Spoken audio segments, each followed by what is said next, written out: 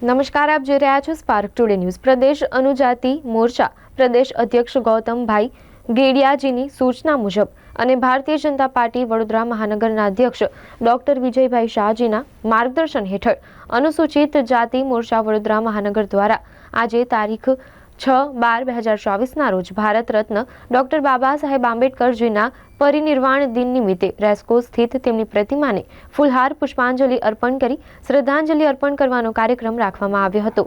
ભારતીય જનતા પાર્ટીના પદાધિકારીઓ તેમજ ચૂંટાયેલા સદસ્યો આ કાર્યક્રમમાં ઉપસ્થિત રહ્યા હતા।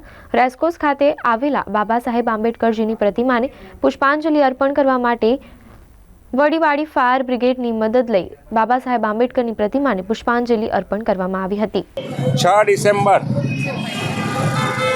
આજના દિવસે મહામાનવ વિશ્વ વિભૂતિ ભારત રત્ન ડૉક્ટર બાબા સાહેબ આંબેડકરનો મહાપરિનિર્વાણ દિન છે।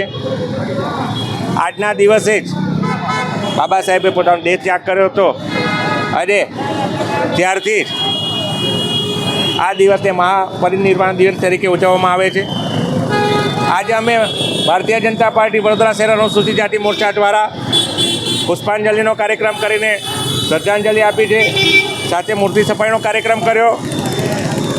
બાબા સાહેબના જે વિચારો હતા માત્ર કોઈ સમાજ માટે નહીં પરંતુ દેશના તમામ સમાજ માટે તેઓએ એવા કાર્યો કર્યા છે જેની મિસાલ આજે પણ કાયમ છે। મહિલાઓ હોય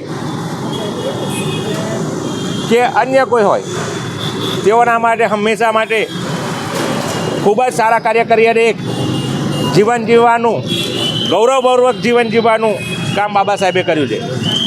જેઓ સંવિધાનના રચયિતા છે, આ દેશ સંવિધાનથી ચાલે છે અને આ સંવિધાન આજે ગૌરવશાળી જીવન જીવવાનું માનવને હક આપ્યો છે।